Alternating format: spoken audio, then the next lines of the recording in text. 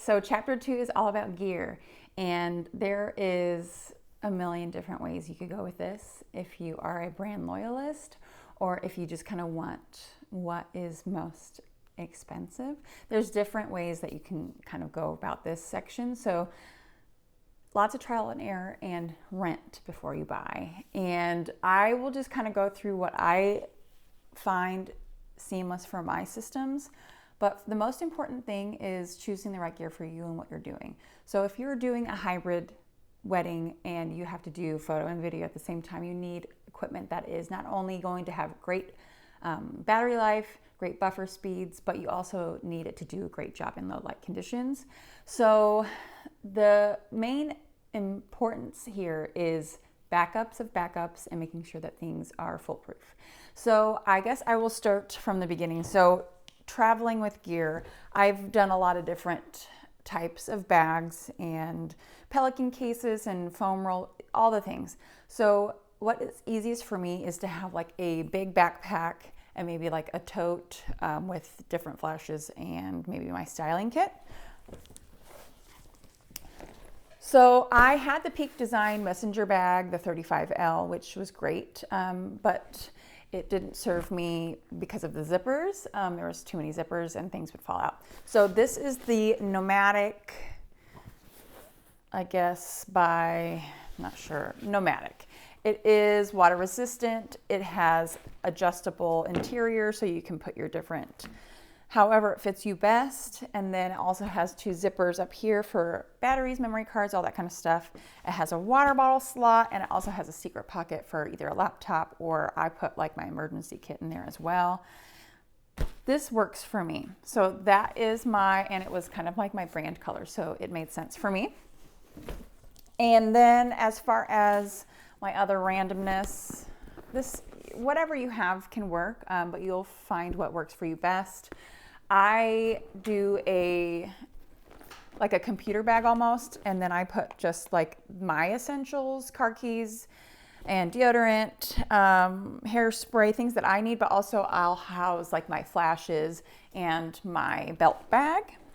I've done a lot of fanny packs in the past, but as you enter higher end markets, you're going to want to represent yourself also in a more higher end way. And not that fanny packs can't be high end, but for me, this has served well. So on a wedding day, I'm normally going to be in black slacks and a black blazer or a black like blouse with some loafers, a nice, gold earring, and this is my go-to, and this is going to house my phone and a pair of scissors because that is the number one thing that I always get asked.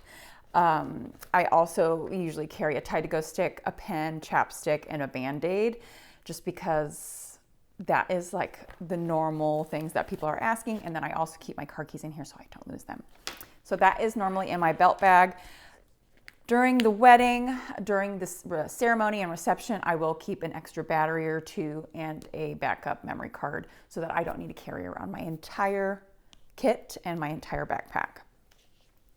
So how I hold all the things before we dive into my actual gear.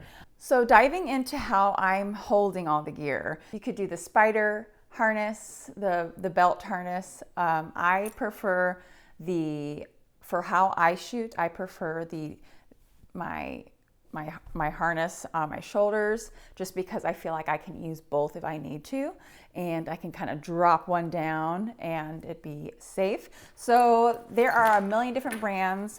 This is my Choreo from Amazon that I got years ago.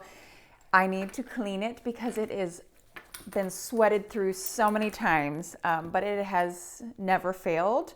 It feels comfy on me, and the leather has worn well over time. And importantly, it has those 2 connectors, your main connection for the bottom of the camera, and then that safety latch because it will fail. Things will fail, so having a backup here is great. So I house that. Depending on the camera setup I have planned for that day, I will normally have a GoPro in the mix in some sense. For the past 2 years, I've been noticing I'm liking for myself the point of view of the GoPro over shoulder, and then I kind of attach this to the harness. You can also attach this to the hot shoe on your camera, but for me, I have found that it has served me better over here because I am dropping my cameras left and right, and I love a backup of everything that I'm doing right here. The benefits of this, yes, you have like your backup footage. Drawbacks would be the battery life is not that great. I burn through lots of batteries and I forget often to change them. So I normally just use this for first looks, ceremony, grand entrances, and that kind of stuff. Other than that, it's kind of at your leisure what you want. But this is a nice thing to have. Quality's not amazing, but in a pinch, it's footage and it will save you if something failed. I've never had to use it for my highlight films, but it's nice to know that I have like a security blanket with my GoPro. This is the GoPro Hero 10.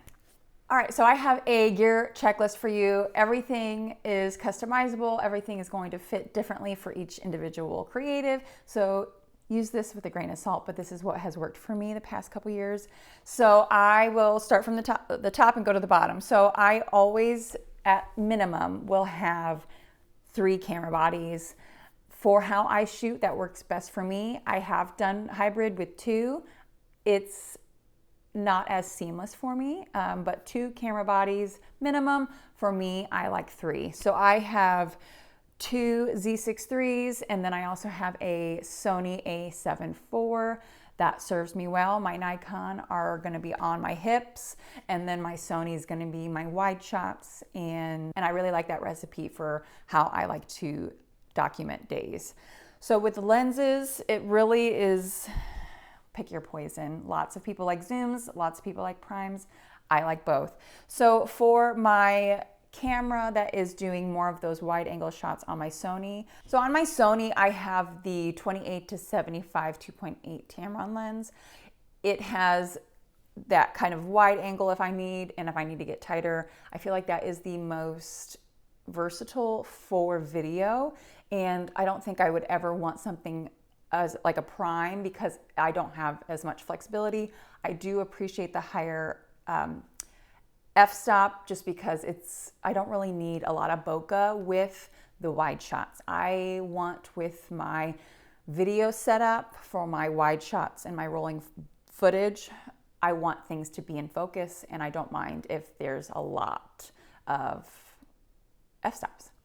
So as far as my main lens setup for the day, my main camera during the details portion of the day is going to be my 35. I like the 35 for details just because the 1.4 for me, I can have a little bit more flexibility when doing flat lays. I don't have to have such a problem getting like good focus, and I feel like it just handles how I do details in the beginning of the day great.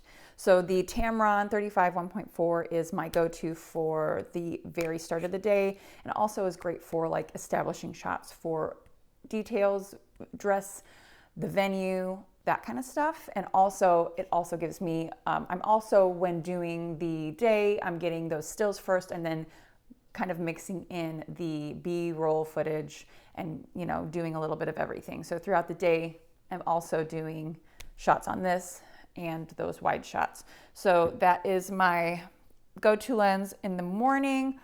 I'm always gonna have my 51.4. This is great for portraiture. I feel like it has it just has a perfect framing. I like how it documents the beginning of the day as well for getting ready. It's not wide enough for a tight bridal space, but I feel like it does enough background blur to just kind of minimize any distractions in the background. So this is a Sigma 51.4 DGHSM. I do love this lens. The only drawback of this one, it is a little bit noisy for me on the focusing mechanism. The Tamrons have a great, very silent focus. So for me, I like shooting a little bit more noise-wise with the Tamron, but the 50, I like the images a little bit better. So another lens, if you want a little bit more versatility, I recommend the 24-70. It gives you that kind of like middle of the road. You can go zoom in and you can have a nice wide shot. For this, I have the Tamron f2.8. I like this, but I am more of a prime girly on my harness cameras. I like those a little bit better. My next lens is something that has been in my kit for a very long time. I think this was the first full frame lens I purchased. And this is the Nikon 85 1.8. It has been with me forever. I definitely need to make sure that I need to pop it in the shop to make sure it's doing everything it needs to be doing, because it is a little bit older. But for me, the 85 gives me a little bit more reach during the ceremony if I don't want to put my 70 to 200 on. I definitely pair my 35 and 85 a lot. I think it definitely gives a nice mix in the gallery throughout the day, but I've been really loving my 51.4 for the most part. So the last lens I have in my kit is a beast. It is the 70 to 200 2.8 Tamron. This is a great lens. It's heavy, and I only use it for pretty much the ceremony when I need to zip around. It gets really great ring shots. It really gets those good angles close up, and also guest reactions during the ceremony as well. I do prefer that lens for that, as opposed to having to like run up and get close. It's nice to have a lens that can get that reach. So batteries, you definitely want to have enough batteries to get you through a day and then some, just in case. So I definitely recommend a minimum 2 batteries fully charged for each camera body. I have not gone through more than that. I feel like the battery life for cameras these days have gotten a lot better. I've invested in the Alano dual chargers. I definitely think that these are a great investment. It tells you the exact charging number and where we're at on the battery life, and because it's hard to tell if, you know, the battery itself doesn't tell you what it is. So it's nice to have a screen that tells you what the battery life is, and it has a nice USB 3 charging port for that. I definitely have enjoyed having these because they're nice, slim. I can pop them into my bag, and I don't really have to worry about a wall charger. GoPro chargers, I have the case for that. I have a three-port charging case for that, because the GoPro definitely burns through batteries a lot faster. But that's pretty much all for the batteries. If you have a drone, definitely have a fully charged battery for that, or a backup. And then lighting. Lighting is kind of also a personal preference. I have LED panels that I enjoy, but for a wedding day, I sometimes just kind of stick with what is simple, and that is my Lume Cube, and that is a hot shoe mount, and I normally have it on my Sony, and that is mainly for like sparkler exits if I don't want to do heavy flash. But this is nice. It has pretty good battery life. It is kind of distracting though, because I feel like it is a lot in people's faces. So I don't try to use this as much because it is super bright. So for lighting, if I want to do a little bit more of a minimal reception lighting, I do enjoy the Godox systems. I always have my Magmod and love the diffused light. So for this, I like bouncing, and for grand entrances and reception lighting, it kind of, you have to play with it. But for me, the simplest way to set up is just to kind of bounce with the Godox for those portraiture. And then during your reception, I also use the bulb setting. So if you need to switch one of your on-body cameras to do some reception dance floor footage, you can turn it on and use it like this. And yes, it's gonna suck up your battery, but I use this as well. And it's simple, it's quick, and it does the job. On a full wedding day, I do appreciate having some flexibility. So I do also travel with an additional 2 lights off camera or on camera, depends on what you prefer. So I do appreciate having some flexibility. The only drawback with the Godox V1, you don't have a bounce card built in, so you definitely need to have like a diffuser like the Magmod. The V8603 has a built-in bounce card. I do love that. And for this, I just like having the just flexibility. If I'm not doing an LED setup with my tripods that I bring, it just depends on how much time you have on the setup end. And if you have a second shooter, or if you have an assistant, or if you have padded in time to set up lights for the reception, I would definitely opt for those LED lighting because it just kind of makes lighting easier. But if you don't, I will prop open one of these bad lads, and this is actually kind of like a phone tripod. It has like a built-in clicker here, but this is the best, smallest system that is amazing. So it folds up, I pop it into my purse and I pop it open. Now, granted, you might want to have like a sandbag or put this in a place where there's not any foot traffic because it doesn't have a very sturdy base and it's not very, yeah, it's not gonna, it will tip over if it gets knocked. But for if you are shooting and you just want some side lighting, I will pop on one of these bad lads, pop on my flash, and I will have a nice just bounce and that second off-camera flash. You can pop a couple of these around the room. Now this is only gonna be beneficial if you're obviously doing stills, but if you are wanting to play around with the off-camera flash game, this is a great tool to start.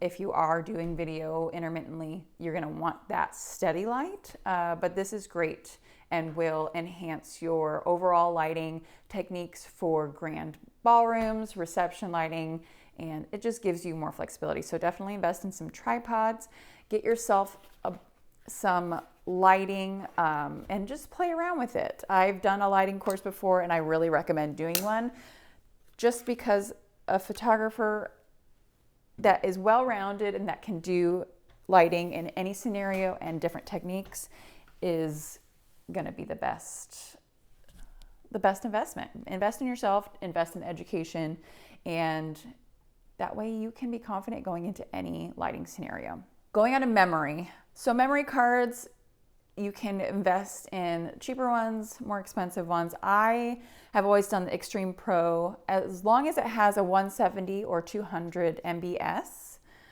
and that is like the writing speed. You have to have a high magnitude card so that the read and write speed can handle and the buffer can handle writing those files and writing those video files. Specifically in the Nikon, it's not going to write the video files to both cards. It will write those files to the still files to both cards, but will only write it to one for the video files. And that is why I enjoy the Sony for video purposes, for that just standalone 2 copies. It's writing to both, and I really do like those. The nice thing about the Sony a7 IV, it takes 2 SD cards, and you can go as high as you want with that, with your memory. I normally am fine with a 128 gigabyte for all of my systems, and for the CF Express for your Sony, I do like the Lexar, and there are a lot of other cheaper options, but kind of just play around. I've used Lexar, the ProMaster I like, my camera shop uses those, but it's nice to just have, you're gonna need a lot of cards because you go through a lot of cards for that. For a wedding day, I won't, on my camera bodies that are on my sides, I won't go over a 128. I've never gone over that, and for video purposes, I've never gone over that either. So I feel like that's the sweet spot, and that way you're not overwhelmed by the amount of cards, and so that each wedding will have like these 3 128, and then you'll have your backups of that. But that is the main memory source. And then for storing, I have my cases. These are like little tiny mini Pelican cases that fit all of my things in here. One trick of the trade, empty ones will have you put forward, and then when they are full, make them go backwards so that you don't format over anything. So that's a little trick that I have adopted that works well for me. So that's pretty much it for lighting. It's flexibility, it's having a couple different options. One thing I will also recommend, at least for the Godox systems, you have to go in manually into the menu to turn off the beep. I cannot recommend that enough. Nothing stands out more unprofessionally than having the beep sounds. First thing you need to do is Google or YouTube how to turn that beep off. And we need a silent system over here. We need to be little wedding ninjas. We don't need anybody knowing where we are. And that is also a tip, especially for your drone. I would definitely turn on drones away from people. I was just at a wedding this past weekend, and they had 3 videographers, 2 photographers, but the videographer definitely just like ran back mid-ceremony before the kiss. You hear this and the drone was powering up, and then you hear the bee sound, bzzz, and it was very distracting. So just a tip, just to keep things behind closed doors or on the other side to create some respect what's going on. I know that as creatives, we get really into it in our shot lists, but the most important thing for me and my brand is making sure that we are not the focus, but the story is the focus, the story behind it, and respecting the quiet and the space and leaving that silence and being as quiet and respectful as possible. So, little tangent, but I think it will serve you well to do the same. So for my styling kit, I have a lot of different things, but less is more when you're going into a wedding day doing it all. So apart from my mats, which I have some custom painted mats that I did myself, some olive and oak mats, but having a kit also is nice to have. So this is a traveling cosmetic bag. I love this top section. I keep a lot of my acrylic risers. I keep my porcelain, more glass things that I don't want banging around in there. I also bring lots of business cards because it's nice to have, backup cleaning cloths, and whatever else that you can fit. So that is what I keep up here. And I also thought about doing this for my lighting as well, because I feel like it would fit my lighting equipment in here because the center sections are adjustable. So have fun with that. So for the middle section of my styling kit, I have all of my ring boxes, wax seals, and ribbons, lots of trays, lots of like vintage keys, vintage stamps. I have all the things here, and then braces, wax, very important, and also a ring shining kit to make sure that the rings are nice and shiny. But keeping things nice and organized is perfect for a wedding day, and keeping it and making sure that you can put things back. And it also just looks nice. I had like a plastic tub, and it just didn't read like high end. So keep that in mind. This is a really nice system, and I enjoy it. And all of these things are also listed in my Amazon storefront that is in the course. So if you want to kind of keep your eye out and build your own wish list, dive in because it's too easy. So along with the styling kit, I also have my emergency kit with me always. I actually left one behind at a wedding, and I'm really sad about it. It was a lot smaller. I need to replace it, but this is one that I also keep in my bag for emergencies. So what you'll find in it is the Tide to Go. We have lots of, I've used Tide to Go at every wedding. The dress never fails to get dirt on it. The wipes are great. I don't like the sprays, but the sticks never fail, especially for white dress shirts. And a sewing kit. I've sewed so many bustles, straps. I've fixed slits that were needing a little bit more coverage. So having a nice travel friendly, this has the scissors, black, white, and lots of thread. Sometimes, that home ec class comes in handy because you never know. I have a plethora of emergency like medicines. So lots of Tylenol usage. People always need Tylenol, Dayquil, Benadryl. Very important to have Benadryl. One time a guest got stung by a bee and nobody had Benadryl, so I was glad to have Benadryl. And Lactaid.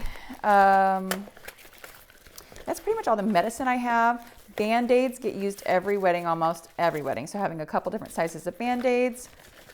Deodorant. Scissors. I lose scissors a lot. People steal them.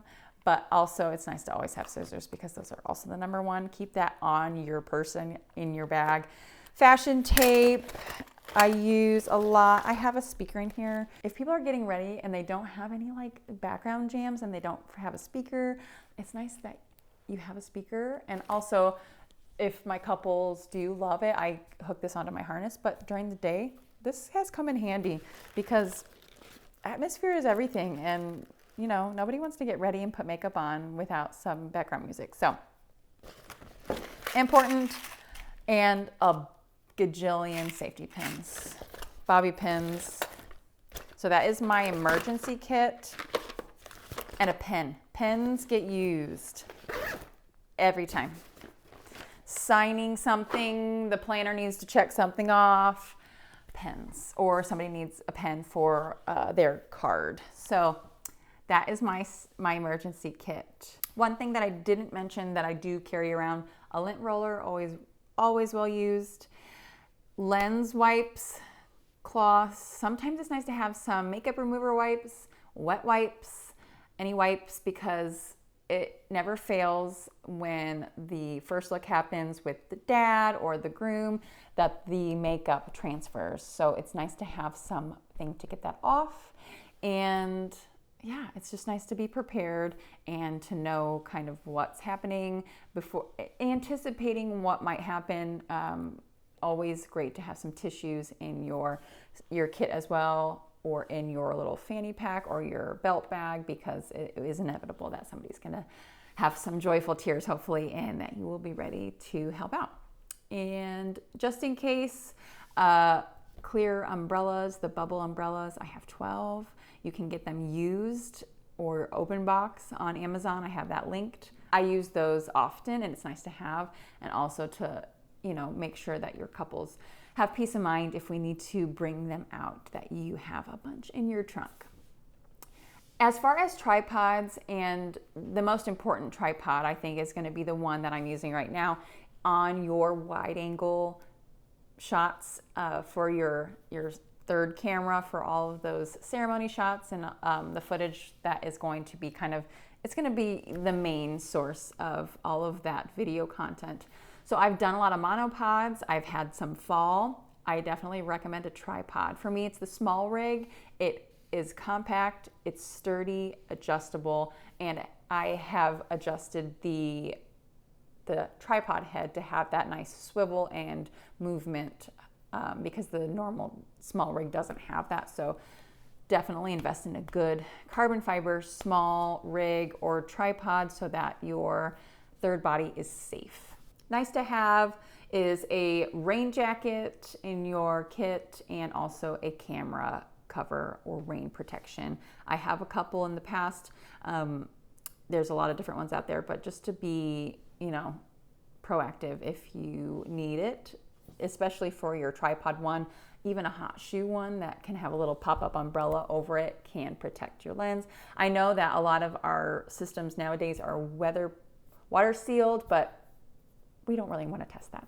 So definitely plan for rain always, and so that you're prepared. Other than that, the stuff that really I use a lot and recommend is hydrating, water bottle, making sure that you pack some snacks, gum, and for me, it's a Diet Coke I actually recommend having a Alani packet in your belt bag or something like that, because I can't tell you how often I've had brides or grooms like get to the after ceremony part and really feel spent. It's a lot to do a whole wedding day and smile that long and talk that long and just kind of like bop it around and just getting through the checklist. Sometimes it feels like. So if they're not a coffee drinker or something like that, or they need to hydrate and have a little caffeine, I have used the Alani packets a lot for a little zip for the bride and groom. So other than my systems and kits and all that kind of stuff, my go-to softwares and programs are going to be my PickTime. I have 1 month free, so enjoy. This is going to set you up for an amazing, seamless, professional looking delivery system. They have a great unlimited storage plan so that it will give you another safety net for all of your backup and storage. Amazing labs that they work for their print shop, and it's very professional and really enjoy that. And it's just a great system. It has chat bots on the ready always to help with anything and any technical troubleshooting, and they've been really great about everything thus far. So definitely join in on the PickTime fun. As far as editing software, I use DaVinci Resolve 18. This is free, and if you use the N-Log, S-Log systems when recording your video, it has amazing LUTs that you can purchase. And if you don't opt to use the N-Log, S-Log, C-Log video recording formats, it definitely does a great job straight out of camera as well. So wrapping things up, everything that I have learned is just having your systems work for you and just be seamless, and in its delivery, it be really professional. Back in the day, I used to have to burn a CD and would have to have the couple over for a viewing party or something like that, and to like promote albums and prints and such. So it's nice to have everything digital, and that way it doesn't have any geographical restrictions. You can send these things to your family members for them to enjoy as well. All of my systems, HoneyBook, PickTime, and QuickBooks, all those types of things that I use to kind of seamlessly run my program and my brand makes, I think, my client experience what it has been. I have over 70 5-star reviews, and I really pride myself in making sure that my clients have a wonderful experience and that I have a high-touch service, and I'm very invested. Everything is curated and everything is very personal to each client, and I feel like there's systems and things in place that help aid that. One thing that I definitely recommend having in your kit as well is ND filters, specifically for your video cameras. And I cannot tell you how important it is to have flexibility. So if it is a full sun bright day, popping an ND filter will just make your life so much easier editing wise. And I like this one. I think I got it on Amazon. I'll link it below. It is from K&F Concept, and it also has a regular UV and 2 different darknesses for the ND filters. And I just like the carrying case. It's very nice, compact, and very, very easy to just throw in your bag if you need it. And if you edit a overexposed clips on a wedding day, you will know and wish you had this. Okay, so you've delivered your gallery and you've had amazing feedback. How can you scale this up a little bit more? So offering some products into your mix and having some samples is really great, especially for consult calls, just to show some tactical things. And even if you, at like a expo show, if you have people that like to touch and feel things and to flip through, I recommend seeing that, because I feel like in this day and age, photos live too much just on our phones and on Facebook and Instagram and the like. We need to get them on our coffee tables. We need to get them into our family's hands, because that's where it is. We need to see these images. Our clients pay so much money on these images. They need to see them in real life. And I cannot tell you the quality difference if you print a Walgreens or a Walmart or CVS image that you've done, and how distorted the coloring is and the pixelation, and then seeing a quality print from a quality lab. The quality definitely lacks on those easy, fast printing services. But if you are prepared and can sell your clients on the importance of it and why, then you will add more value to your service and will put a little bit more money in your pocket for profit margin. And why not have your images on coffee tables, because that's going to also encourage networking and other people and word of mouth. So the first thing I've started offering, because my clients have a hard time downloading their images off of PicTime Gallery, is a physical option. This is a custom wooden USB with 2 different ports, and I host all the clips, all the highlights, the edited ones, and then all the JPEGs on this wonderful branded system. I got these from Etsy, and I recommend, for a very inexpensive way to just have a little bit more of a touch, personal touch to your brand. A nice little gift at the end of a wedding day with maybe a couple prints is a great way to elevate your experience. So albums are one of my top sellers, and I have a billion different types and textures, sizes, and thicknesses. This is from Wooden Banana. I prefer them. The lab I can use straight through PicTime, but I also have an account with Wooden Banana, and they are great. And their customization and the templates on how you can build these albums are a little bit more seamless. So for my clients that do pay for that premium service for me to style and design their album, is through the actual Wooden Banana service. But if my clients want to do their own, they have the full flexibility to do that through PicTime. It also comes with, if you want, a linen box or a wooden box, and it's just kind of nice for a presentation to have something keepsake wise, and that is also an option that they offer as well. The last thing is, I have really been loving these like more matte prints. These are like fine art prints, and I got this straight from the lab through PicTime, and I have a leather branded saying our wedding. It's kind of more of just like I don't know, it feels like vintage and very luxury. And for me, I feel like sometimes people don't want to flip through something, but maybe want to have things that they can pass around. And with glossy prints, they're going to get definitely worn over time. These are really nice, like cardstock, and have great quality. And I definitely recommend playing with the print packs. That's pretty much it for the products.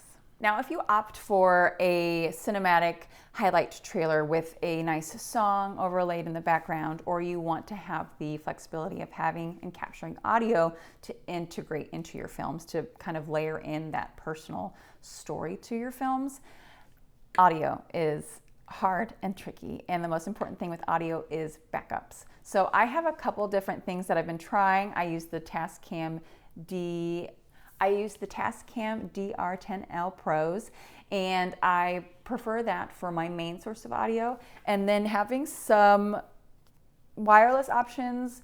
And then I also have the Sony TX that I can also stick into a pocket or attach to a sleeve on a microphone. But having several recordings and separate recordings, not just on your actual video files, but maybe offloading like the Tascam onto a micro SD, and just having some repetitive things of the audio is important, especially if your clients are paying for that ceremony clips and they want to hear it. So I have lots of different things I've used in the past. I recommend for the wireless to have the charging cases there, and then windscreens as well.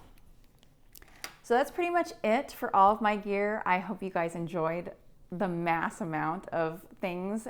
I don't bring everything to every wedding, but I definitely really think about how I'm going to go into the day, how I'm going to capture it, and what will serve me best. Definitely have backups and systems, tripods, memory storage, and battery life. And having everything in a case or a bag that is, if it gets forgotten in the rain at a venue in the grass, that it's going to be okay.